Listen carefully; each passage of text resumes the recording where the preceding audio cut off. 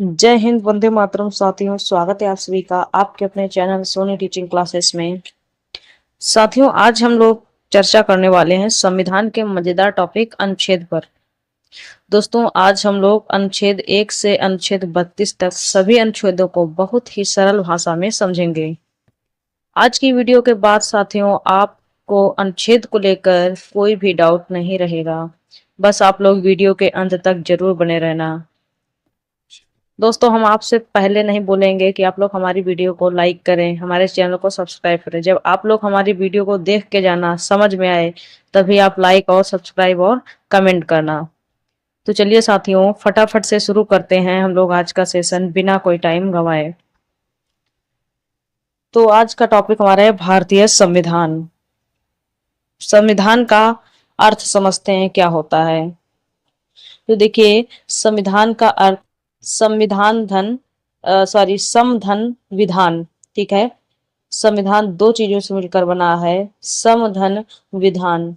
सम का अर्थ होता है बराबर, विधान का अर्थ होता है नियम और कानून, अर्थात ऐसा नियम कानून जो सबके लिए बराबर है। साथियों, संविधान में जो नियम कानून बनाए गए हैं वो सबके लिए बराबर हैं, फिर चाहे वो अमीर हो या गरीब हो, या फिर कोई भी नेता हो, या फिर कोई भी व्यक्ति हो, उसके लिए संविधान में जो नियम बनाए गए वो सभी बराबर हैं। ठीक है, और इसमें भाग जो है हमारे 22 भाग हैं। अनुच्छेदों की बात करें तो 395 अनुच्छेद हैं। ठीक है, उसके बाद में अनुसूचियां जो हमारी वर्तमान में हैं वो हैं 12। पहले संविधान में अनुसूची जो थी वो 8 थी, लेकिन वर्तमान में संविधान में जो अनुसूची है वो है 12। ठीक है, तो चलिए हम लोग पहले अनुसूची को समझते हैं। ठीक है, देखिए पहली अनुसूची में क्या लिखा है, भारत राज्यों का संघ है। ठीक है, जिसमें 28 राज्य, 8 केंद्र शासित प्रदेश हैं। अगर आपसे बोले जैसे कोई कि हमें राज्यों के बारे में जानकारी चाहिए, तो हम लोग क्या करेंगे, अनुसूची 1 में जाएंगे और वहां पे देखेंगे कि राज्यों के बारे में सब संपूर्ण जानकारी दी हुई है, जिसमें 28 राज्य और 8 केंद्र शासित प्रदेश रहेंगे। फिर है अनुसूची 2। अनुसूची 2 में वेतन आता है, अर्थात जितने भी कर्मचारी, सरकारी कर्मचारी हैं, उनका वेतन कितना है, कितना नहीं है, किस अधिकारी को कितना तनख्वाह मिलती है, बोले तो उसकी जो पेमेंट होती है कितनी मिलती है उसको। जितने भी अधिकारी रहेंगे दोस्तों, वो सारी जो है अनुसूची 2 में उसमें आता है वेतन, उसके अनुसार रहेगा। ठीक है, फिर अनुसूची आती है, अनुसूची नंबर 3।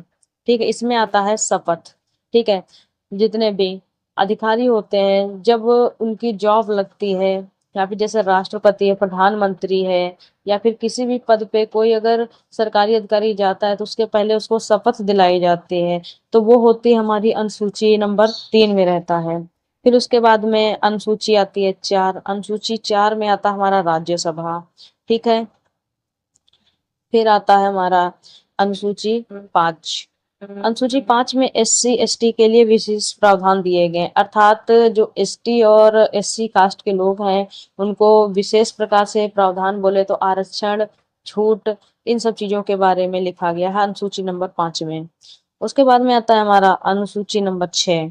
ठीक है, इसमें ये है पूर्वोत्तर राज्य, AMTM का मतलब इन राज्यों का विकास सही से हो सके, ये अनुसूची नंबर 6 में लिखा गया है। ठीक है, फिर उसके बाद में आता है अनुसूची नंबर 7। ठीक है, इसमें क्या लिखा गया है, शक्ति का विभाजन, बोले तो बड़े देश को एक सरकार नहीं चला सकती, अर्थात अनुसूची नंबर 7 में लिखा गया है कि जो शक्ति का विभाजन यहाँ पे किया गया है। ठीक है, जैसे कि बहुत बड़े देश होते हैं जिनमें जनसंख्या ज्यादा होती है, तो एक सरकार वहां पे नहीं चला सकती, तो क्या किया जाता है, वहां सरकार को बांट दिया जाता है। जैसे हमारे उत्तर प्रदेश में जो है हमारी राज्य सरकार रहती है, लेकिन पूरे भारत में केंद्र सरकार और राज्य सरकार दोनों मिलकर काम करती हैं। जैसे हर स्टेट की जो निगरानी है, अर्थव्यवस्था है, वहाँ की जितनी जिम्मेदारी होती है वो राज्य सरकार देखती है। और पूरे भारत में जो है अलग अलग राज्य हो गए, अलग अलग जिले हो गए, उन सभी को एक नजर में जो है हमारी वो केंद्र सरकार देखती है। ठीक है, तो यहाँ पे लिखा है एकात्मक। ठीक है, जिसे एक ही केंद्र सरकार चलाए, संघात्मक बहुत बड़ा देश। देखिए हमारा जो राज्य हमारा भारत है जो संघात्मक है, ये बड़ा देश है, ठीक है। तो इसमें एक सरकार अपना जो है शासन नहीं चला सकती, इसलिए इसको बांटा गया। एकात्मक बोले तो जिसे एक ही सरकार चलाए, यानी छोटा देश होता है जिसमें ज्यादा जो है सरकार नहीं बनाई जा सकती है, वहां पे एक ही सरकार काफी होती है शासन चलाने के लिए, ठीक है। उसके बाद में जैसे कि केंद्र सरकार लिखा हुआ है, केंद्र सरकार जैसे बैंकिंग, रेलवे विभाग, एयरपोर्ट, सेना, जो हमारी केंद्र सरकार होती है, जो पूरे देश में देखती है। केंद्र सरकार का मतलब होता है पूरे देश को चलाना, तो इसमें आ जाता है केंद्र सरकार में बैंकिंग, रेलवे विभाग और एयरपोर्ट, सेना। उसके बाद में जो शक्तियां केंद्र के अंडर में होती हैं उन्हें संघ सूची कहते हैं, ठीक है। जो शक्तियां केंद्र के अंडर में होती हैं उन्हें संघ सूची कहते हैं, ठीक। अब देखिए संघ सूची में क्या है, संघ सूची में 100 विषय होते हैं, सूचियां, ठीक है। उसके बाद में संघ सूची में 100 विषय होते हैं। फिर राज्य सूची, राज्य सूची में 66 विषय होते हैं, ठीक है। इनमें से लेकिन 5 को माइनस करके अब 61 विषय रह गए हैं सिर्फ, ठीक है। इसमें 61 विषय रह गए हैं। उसके बाद में आता है हमारा समवर्ती सूची। समवर्ती सूची में क्या होता है साथियों, शिक्षा, ठीक है। ये दोनों सूची मिलकर कार्य करती है, ठीक है। और उसके बाद में अवशिष्ट सूची मिलती है, जितनी चीजें अर्थात जितने आविष्कार बाद में हुए हैं सब अवशिष्ट सूची में आएंगे, जैसे वायुयान, सोशल मीडिया, अंतरिक्ष, फेसबुक, व्हाट्सएप, ट्विटर, जितने भी नई चीजें लॉन्च होती हैं वो सब हमारी अवशिष्ट सूची में आ जाती हैं, ठीक है साथियों। ये आप लोगों को अच्छे से समझ में आया होगा। चलिए नेक्स्ट देखते हैं। अब अनुसूची आती है हमारी 8, ठीक है। अनुसूची नंबर 8, इसमें भाषा। अनुसूची नंबर 8 में भाषाएं दी गई हैं। अगर हमको भारत में कितनी भाषाएं बोली जाती हैं इनकी अगर जानकारी हमें जाननी हो, लेनी हो, तो हम लोग कहाँ जाएंगे, अनुसूची नंबर 8 में जाएंगे, वहां पे लिखी हुई है भाषाएं, ठीक है। तो पहले इतने वर्तमान समय में हमारी 22 भाषाएं हैं, ठीक है। पहले जो थी वो 14 भाषाएं थी, लेकिन वर्तमान समय में हमारी 22 भाषाएं हैं, ठीक है। फिर अनुसूची नंबर 9 आता है, इसमें रहेगा भूमि सुधार। इसमें 1951 का पहला संविधान संशोधन हुआ था। अनुसूची नंबर 9 में आता है भूमि सुधार। फिर उसके बाद में अनुसूची नंबर 10 में आता है दल बदल। ये हुआ था 22वां संविधान संशोधन के तहत। दल बदल बोले तो जैसे चुनाव के पहले अगर आप किसी भी पार्टी में जाना चाहते हैं तो आप अनुसूची 10 के तहत आप अपना दल बदल सकते हैं। जैसे हमको अभी भाजपा पार्टी में है, हम अगर कांग्रेस में जाना चाहते हैं तो चुनाव के पहले ही बदल सकते हैं, चुनाव के बाद में नहीं, ठीक है। फिर उसके बाद में आती है नेक्स्ट अनुसूची जो आती है हमारी अनुसूची नंबर 11। इसमें आता है पंचायत। ये 73वां संविधान संशोधन था, ठीक है। उसके बाद में 1993 में लागू हुआ था। उसके बाद में आता है हमारा अनुसूची नंबर 12, इसमें आती है नगर पालिका, ठीक है। अब हम लोग पढ़ते हैं संविधान का भाग 1। ये हमारा जो संविधान का भाग 1 बोले तो लेसन। हम दोस्तों जैसे कि हमारी किताब में जैसे कोई साइंस की किताब ले लेते हैं, उसमें कितने लेसन हो गए, लेसन मान के चलो 15 लेसन है, ठीक। 15 लेसन में कुछ इकाई करके जो दिए होते हैं ना, 15 लेसन के 1 का इकाई 1, इस तरीके से दोस्तों संविधान को समझिए। संविधान में भाग तो 22 होते हैं, ठीक है, लेकिन अनुच्छेद उसके अंदर 395 होते हैं। तो हम लोग सबसे पहले क्या समझने वाले हैं, भाग 1 यानी संविधान का लेसन नंबर 1, जो इकाई 1 से 4 तक है, बोले तो अनुच्छेद 1 से 4 तक है। तो चलिए इसको जो है अनुच्छेद पहले में क्या लिखा गया है, जैसे इस भाग 1 में क्या लिखा गया, इसका लेसन का नाम क्या है, भाग 1 का संघ और राज्य क्षेत्र। संविधान के भाग 1 का नाम क्या है, संघ और राज्य क्षेत्र, ठीक है। तो अनुच्छेद 1 में क्या लिखा गया है, भारत राज्यों का संघ है, बोले तो यूनियन, ठीक है, जिसमें 28 राज्य और 8 केंद्र शासित प्रदेश हैं। देखिए संघ जो होता है वो और भी तरीके का होता है, लेकिन हम अगर बोले तो हिंदी में ना बोल के हम इसको यूनियन बोलेंगे। भारत राज्यों का संघ बोले तो यूनियन है, ठीक है। उसके बाद में अनुच्छेद 2 आता है हमारा, अनुच्छेद 2। ठीक है, तो इसमें क्या लिखा गया है, संसद, विदेशी फिर भारत, अर्थात संसद के पास इतनी शक्ति होती है कि किसी भी विदेशी राज्य को भारत में मिला सकती है, और अगर राष्ट्रपति उसमें कोई अपनी मनमर्जी का हस्तक्षेप करेगा तो वह उसपे महाभियोग लगाकर हटा दिया जाएगा। अर्थात अनुच्छेद 2 में लिखा गया है कि संसद जो है किसी भी राज्य को भारत में मिला सकती है, और उसमें जो हमारा राष्ट्रपति है कोई हस्तक्षेप नहीं करे। अगर वो हस्तक्षेप करता भी है, जैसे कि वो बोले हम नहीं मिलाएंगे अपने भारत देश में किसी राज्य को, तो उसपे महाभियोग लगता है, और उसको इस महाभियोग लगाने के बाद में उसको उसके पद से हटा दिया जाता है। जैसे कि उदाहरण समझिए, 16 मई 1975 में सिक्किम को भारत में मिला लिया गया था। ठीक है, जो हमारा 22वां राज्य बना 36वें संविधान संशोधन द्वारा। हमारे संविधान में संशोधन हुए, तो उसमें 36वें संविधान संशोधन के तहत 16 मई 1975 में सिक्किम राज्य को भारत में मिला लिया गया था, जो हमारा 22वां राज्य बन गया।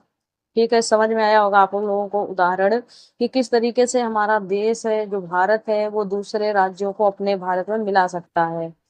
ठीक है, तो उसके बाद में अनुच्छेद 3 में क्या लिखा है, इस अनुच्छेद के अनुसार संसद भारत के किसी भी राज्य में परिवर्तन कर सकती है बिना उसकी परमिशन लिए हुए। देखिए कितनी अच्छी बात लिखी हुई है। जैसे अगर हमारा भारत देश किसी अदर स्टेट को अपने कंट्री में मिला लेता है, ठीक है, उसके बाद में उसमें परिवर्तन भी कर सकता है, जैसे कि वहां पे कोई नियम लागू कर दे, या फिर उसके भूमि सुधार कर दे, उसका क्षेत्रफल बढ़ा घटा दे, इस तरीके से उसमें परिवर्तन कर सकता है, और उसको उस राज्य की परमिशन लेने की जरूरत नहीं पड़ेगी। ठीक है, जैसे कि उदाहरण समझिए, बिहार से तोड़ा गया बना झारखंड। ठीक है, जो हमारा बिहार राज्य था उसको उससे तोड़कर झारखंड बना था, मध्य प्रदेश से टूटकर छत्तीसगढ़ बना, उत्तर प्रदेश से अलग होके उत्तराखंड बना। आप लोग उदाहरण समझ रहे होंगे अच्छी तरीके से। ठीक है, तो जैसे कि हमारे भारत में राज्यों को मिलाया गया, ठीक है, अब हमको और राज्य उनसे अलग करना है। जैसे एक किसी राज्य में बहुत ज्यादा जनसंख्या हो गई, ठीक है, तो उसको क्या करते हैं, हम दो भागों में डिवाइड कर देते हैं उससे। जैसे कि बिहार से बन गया हमारा झारखंड, फिर मध्य प्रदेश से छत्तीसगढ़ बन गया, उत्तर प्रदेश से हमारा उत्तराखंड उठ गया। ठीक है, फिर उसके बाद में इसमें सबसे ज्यादा तोड़ा गया, ठीक है, इन इन राज्यों को सबसे ज्यादा तोड़ा गया। देखिए जैसे पंजाब, ठीक है, पंजाब को कैसे तोड़ा गया, देखो इसमें कहा गया है कि जहाँ पहाड़ है उसे हिमाचल प्रदेश कर दिया जाए। अच्छा आप लोग समझिए, हिमाचल प्रदेश का नाम हिमाचल प्रदेश ही क्यों पड़ा, कुछ और भी तो नाम रख सकते हैं। तो सरकार जो है दिमाग लगाई कि जो स्थिति को देख के कहाँ पे कैसी स्थिति है, अर्थात किस जगह की कैसी जलवायु, कैसा मौसम, कैसी परिस्थिति है, उस हिसाब से उसका नामकरण कर दिया गया। जैसे पंजाब में, पंजाब से तोड़ा गया था, क्या बना, हिमाचल प्रदेश। हिमाचल प्रदेश, वहां पे देखो बहुत बड़े बड़े पहाड़ हैं, और दूसरी बात पहाड़ है, उसके बाद में वहां पे बर्फ भी पड़ती है। ठीक है, उसके बाद में आया ईस्ट। ठीक है, अब ईस्ट ईस्ट के बाद में हिंदी बोली जाती है, उसे हरियाणा कर दिया गया। ठीक है साथियों, हम ये आप लोगों को नहीं समझ में आ रहा होगा कि PEPSU क्या है। ठीक है, तो हम ये ट्रिक बनाए हैं इसको याद करने के लिए। ठीक है, पेप्सू, इसको क्या बोलेंगे, पेप्सू। पी से बोलेंगे पंजाब। ठीक है, उसके बाद में ईस्ट में आएगा, जहाँ हिंदी बोली जाती है वहां हरियाणा आ जाएगा। ठीक है, फिर पी से पटियाला हो जाएगा। ठीक है, जहाँ क्या पंजाबी बोली जाती है उसे पंजाब कर दिया गया, और जहाँ दोनों बोली जाती हैं राजधानी, तो उसे राजधानी से चंडीगढ़ कर दिया गया स्टेट को। ठीक है, इस तरीके से, और यू से यूनियन आ जाएगा हमारा। फिर उसके बाद में नेक्स्ट देखते हैं अनुच्छेद 4। अनुच्छेद 4 में क्या लिखा है, इसके अनुसार संसद द्वारा किसी भी राज्य को भारत में मिलाने पर, उसमें परिवर्तन करने पर राष्ट्रपति कोई भी हस्तक्षेप नहीं कर सकता। बात समझ में आई। अनुच्छेद 4 में लिखा गया है कि इस अनुच्छेद के अनुसार संसद द्वारा किसी भी राज्य को भारत में मिलाने पर उसमें कोई भी परिवर्तन किया जा सकता है और इसमें राष्ट्रपति कोई भी हस्तक्षेप नहीं कर सकता है। ठीक है, तो साथियों अनुच्छेद जो है हमारा भाग 1 जो संघ और उसका राज्य क्षेत्र है और इसमें 1 से लेकर 4 तक अनुच्छेद है, ये तो आपको समझ में आ गया होगा। ठीक है, उसके बाद में अब लेसन बोले तो भाग 2 पढ़ते हैं जिसका नाम है नागरिकता। हमारे अनुच्छेद इसमें 5 से लेके 11 तक आते हैं। ठीक है, भाग बोले तो लेसन 2, लेसन का नाम है हमारा ये नागरिकता। ठीक है, तो अब अनुच्छेद 5 क्या कहता है? संविधान के प्रारंभ में नागरिकता लिखा है, संविधान के प्रारंभ में नागरिकता, अर्थात जब संविधान हमारा लागू हुआ था। ठीक है, संविधान हमारा लागू कब हुआ था? 26 जनवरी 1950 को। इसके पहले नागरिकता इसमें लिखी गई है, इसके पहले की नागरिकता। ठीक है, फिर उसके बाद में आया है हमारा अनुच्छेद 6। इसमें देखो लिखा है पाकिस्तान से इंडिया गए हुए 19 जुलाई 1948 तक भारत आ जाए, अगर इसके पहले नहीं लौटे तो परमिट नियम लागू कर दिया जाएगा और 6 महीने का इंतजार करना पड़ेगा, नागरिकता तब मिलेगी। ठीक है, अर्थात अब इसको अच्छे से समझिए। पाकिस्तान से जो लोग इंडिया में आए थे, ठीक है, इसमें देखो लिखा है पाक से इंडिया, यानी जो पाकिस्तान गए थे, अगर वो लोग इंडिया में 19 जुलाई 1948 तक भारत आ गए, ठीक है, अगर इसके पहले वो नहीं लौटे, 1948 के पहले नहीं लौटे, तो उनके लिए परमिट नियम लागू कर दिया गया था और जो कि 6 महीने का जिसमें इंतजार करना पड़ता। आप जैसे कि पाकिस्तान गए, ठीक है, और 1948 के पहले नहीं लौटे, तो आपको अगर भारत आप वापस आओगे तो इसमें एक परमिट नियम लागू किया गया था जिसमें 6 महीने का इंतजार करना पड़ेगा आपको, तब नागरिकता मिलेगी। ठीक है, फिर उसके बाद में अनुच्छेद 7 में क्या कहता है? इंडिया से पाकिस्तान गए लोग, ठीक है, 1 मार्च 1947।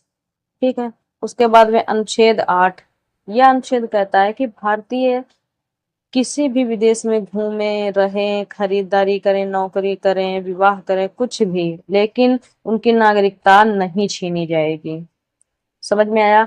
अनुच्छेद 8 में लिखा है अगर आप कहीं विदेश जाते हैं, ठीक है, वहां जाइए, आप शादी करिए, नौकरी करिए, घर खरीदिए, रहिए वहां पे, आपकी नागरिकता नहीं छीनी जा सकती है, बतौर अगर आप वहां की नागरिकता नहीं ले लेते हैं तब तक। ठीक है, उसके बाद में नेक्स्ट है हमारा अनुच्छेद 9। इस अनुच्छेद के अनुसार यदि आप किसी दूसरे देश की नागरिकता ले लेते हैं तो भारत की नागरिकता आपसे छीन ली जाएगी। साथियों, आप भारत के नागरिक हैं, ठीक है, और आपकी ये नागरिकता कब छीनी जा सकती है? जब आप किसी दूसरे देश की नागरिकता ले लेते हैं, और ये लिखा है हमारे अनुच्छेद 9 में। ठीक है, फिर उसके बाद में है अनुच्छेद 10। यह अनुच्छेद कहता है कि हमारी नागरिकता हमसे कोई नहीं छीन सकता जब तक हम कोई देश विरोधी काम नहीं करते हैं। ठीक है, अर्थात जैसे कि हम अपने भारत देश के नागरिक हैं और हम किसी नेता का मर्डर कर दें, ठीक है, या फिर कुछ ऐसा कार्य कर दें जिससे हमारे देश को नुकसान हो, तब क्या होगा? हमारी जो नागरिकता है वो हमसे छीन ली जाएगी। तब हम अपने देश के नागरिक नहीं कहलाएंगे, हमको जेल में बंद कर दिया जाएगा और अगर कोई ऐसा अपराध जिसमें हमको फांसी भी दी जा सकती है। ठीक है, फिर उसके बाद में नेक्स्ट है हमारा अनुच्छेद 11।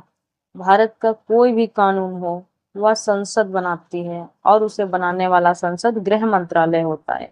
भारत में जितने भी कानून पारित होते हैं, जैसे कि किसी राज्य में या फिर किसी देश में ये नियम लागू हो गया, ये कानून है। अभी जैसे कि मान चलो कानून क्या बना है कि आप बिना लाइसेंस के गाड़ी नहीं चला सकते हैं, तो आप बिना लाइसेंस के गाड़ी नहीं चला सकते हैं। ये जो कानून है, ये नियम है, ये किसने बनाया? संसद ने बनाया। और संसद का जो है कौन सा मंत्रालय बनाएगा? वो होगा हमारा गृह मंत्रालय बनाता है।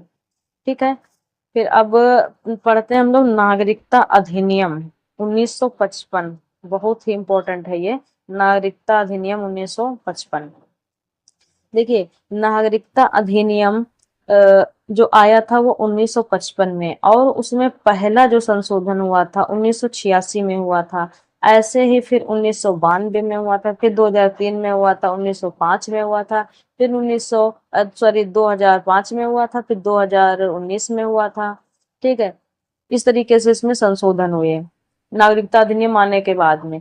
ठीक है, अब समझते हैं हम लोग 1955 के तहत, जो हमारा 1955 नागरिकता अधिनियम था, इसके तहत क्या क्या हुआ। पहला तो हमारा है जन्म के आधार पर हमारी नागरिकता। ठीक है, इसमें कहा गया है कि यदि कोई भी भारत में जन्म लेता है तो वह भारत का नागरिक हो जाएगा। लेकिन इसमें भी सुधार 1986 में किया गया। ठीक है, इसमें 1986 में संविधान सुधार किया गया और कहा गया कि सिर्फ जन्म लेने से ही नहीं बल्कि उसके माता पिता उसके माता या पिता किसी एक का या दोनों का ही जो है भारतीय होना जरूरी है। लेकिन फिर उसमें सुधार किया गया कि दोनों की नागरिकता वैध यानी वैलिड होनी चाहिए। इसको ध्यान से समझिए। जैसे कि हम लोगों को नागरिकता कैसे मिली, हम लोग अपने भारत में मम्मी पापा हमारे रहे। ठीक है, हम लोगों ने भारत में जन्म लिया, उसके तहत हमको नागरिकता मिल गई क्योंकि हमारे मम्मी पापा भारत के रहने वाले हैं। ठीक है, लेकिन अगर सिर्फ मात्र जन्म लेने से ही नहीं नागरिकता मिलती। अगर जैसे मान चलो हमारे पापा पहले विदेश में किसी दूसरे देश के, वो यहाँ आके जो है नागरिकता ले लिए हैं और यहाँ पे शादी कर लिए, यहीं पे रहने लगे, तब हमने जन्म लिया। ठीक है, तो क्या है, वह नागरिकता अगर उनके पास है तभी हम लोग नागरिक माने जाएंगे। माता पिता दोनों की नागरिकता वो भी वैलिड होनी चाहिए। इसमें पूरी तरीके से जांच होती है। ठीक है, फिर आता है हमारा वंश के आधार पर नागरिकता। अब देखिए, हमें नागरिकता वंश के आधार पर मिली, अर्थात पिता के आधार पर। साथियों, जो हम लोग हैं हमको नागरिकता किस आधार पर मिलती है, वंश के आधार पर। यानी हमारे जो पापा थे वो भारत के नागरिक थे, हमारे बाबा थे वो भारत के नागरिक थे, और हमारे बाबा के जो पापा थे यानी पर बाबा थे वो नागरिक भारत के नागरिक थे। इस तरीके से हमको वंश के आधार पर नागरिकता मिली। ठीक है, लेकिन जैसे ही पति दूसरे देश का और पत्नी दूसरे देश की, तो पिता के आधार पर उनके होने वाले बच्चे को नागरिकता दे दी जाएगी। लेकिन इसमें भी सुधार हुआ। जैसे कि इसमें क्या लिखा है कि पति दूसरे देश का है, पत्नी दूसरे ही देश की है, तो हमको कहाँ की नागरिकता मिलेगी, जहाँ का हमारे पापा होंगे। ठीक है, जिस देश के नागरिक हमारे पिताजी होंगे वहां की हमको नागरिकता मिलेगी। लेकिन इसमें भी सुधार हुआ था। ठीक, इसमें भी संशोधन किया गया। क्या लिखा गया 1992 में, जिसमें कहा गया कि सिर्फ पिता के आधार पर ही नहीं माता के आधार पर भी नागरिकता मिल सकती है। अर्थात पहले क्या था, सिर्फ और सिर्फ पिता के आधार पर नागरिकता मिलेगी।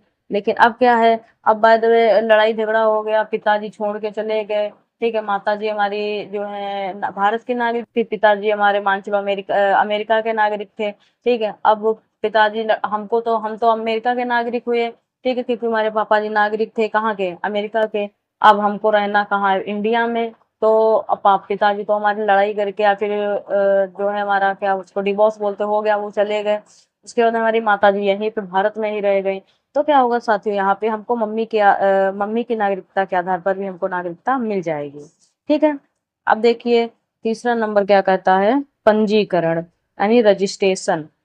यदि कोई विदेशी भारत की नागरिकता लेना चाहता है तो उसे 7 वर्ष भारत में रहना पड़ेगा। ठीक है, विवाह कर लिए हैं, उसके बाद में गृह मंत्रालय विचार करके आपको नागरिकता देगी।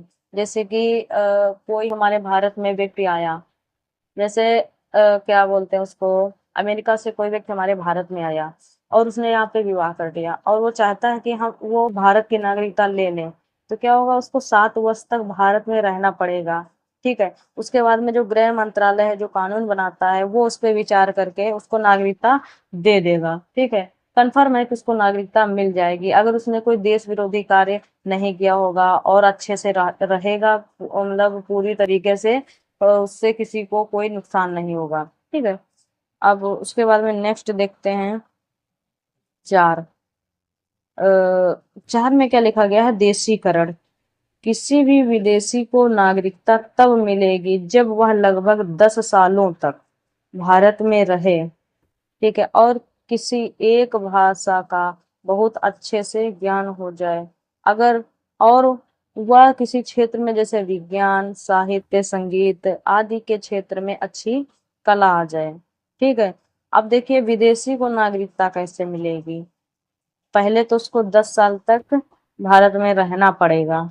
ठीक है। उसके बाद में उसको किसी एक, भारत में 22 भाषाएं हैं, तो किसी एक भाषा का अच्छा ज्ञान होना चाहिए। ठीक है। और किसी क्षेत्र में जैसे विज्ञान के क्षेत्र में, साहित्य क्षेत्र में, संगीत क्षेत्र में अच्छी कला आती हो। ठीक है। इस तरीके से उसको इसमें जो है नागरिकता दी जाएगी। तो 4 नंबर आता है हमारा देशीकरण।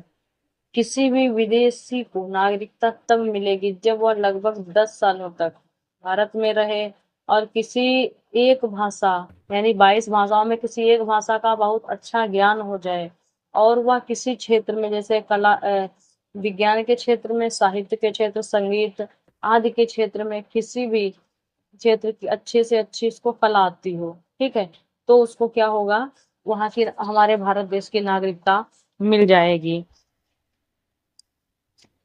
उसके बाद में आता है अर्जित भूमि। ठीक है। अर्जित भूमि में क्या लिखा है, इसके अनुसार किसी राज्य को भारत में मिला लिया जाता है या स्वयं ही भारत में मिल जाए तो उन्हें भारत की नागरिकता दे दी जाएगी। जैसे 16 मई 1975 को सिक्किम राज्य को भारत में मिला गया था, तो वहां के लोगों को नागरिकता दे दी गई थी। ठीक है। तो जैसे कि कोई भी अगर व्यक्ति अपने भारत में मिलना चाहे, ठीक है, अगर वो आता है, कोई भी राज्य है, ठीक है, तो उसको क्या होगा, हमारे भारत में मिल गया तो उसको हमारे अपने अपने भारत देश की नागरिकता उसको दे दी जाएगी। ठीक है। फिर उसके बाद में आता है हमारा नागरिकता का समापन। अभी तक हम लोगों ने क्या पढ़ा था, हमको कैसे नागरिकता मिल जाएगी। ठीक है। अब क्या पढ़ेंगे हम लोग, नागरिकता का समापन कैसे होता है, यानी हमसे नागरिकता कैसे छीनी जा सकती है। तो पहला आता है हमारा त्याग, यानी 3 तरीके से हमारी नागरिकता हमसे छीनी जा सकती है। पहला क्या आएगा, त्याग। ठीक है। यदि हम स्वयं से भारत की नागरिकता त्याग दें तो एक ये तरीका हो गया। ठीक है। दूसरा आता है बर्खास्त, यानी फर्जी नागरिकता लेने से आपको भारत की नागरिकता से वंचित कर दिया जाएगा। ठीक है। तीसरा वंचित, आप भद्रता या देशद्रोही कार्य करने पर आपको भारत की नागरिकता से वंचित कर दिया जाएगा। पहला क्या था, आप स्वयं नागरिकता त्याग देते हैं। दूसरा था फर्जी नागरिकता लेने से आपको बर्खास्त कर दिया जाएगा। तीसरा क्या था, आप भद्रता या देशद्रोही कार्य करने पर वंचित कर दिया जाता है। ठीक है। उसके बाद में हम लोग भाग 3 पढ़ते हैं। हमारा लेसन 3 है मूल अधिकार, जो कि हमारा 12 से लेके 35 तक है। ठीक है। तो हम लोग इसको पढ़ेंगे। अब अनुच्छेद 12 में क्या लिखा है, अनुच्छेद 12 में लिखा है मूल अधिकार की परिभाषा। अर्थात जैसे हमारा कोई लेसन होता है तो उस लेसन का जो नाम होता है तो उसकी परिभाषा दी जाती है। ठीक। तो उसी प्रकार हमारे लेसन नंबर 3 का जो नाम है वो मूल अधिकार है। तो अब मूल अधिकार की परिभाषा अनुच्छेद नंबर 12 में दी गई है। ठीक है। फिर उसके बाद में अनुच्छेद नंबर 13 आता है। अनुच्छेद नंबर 13 में क्या लिखा गया, अल्पीकरण।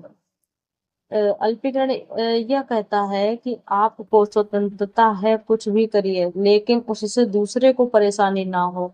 ये आपका मूल अधिकार अनंत नहीं है।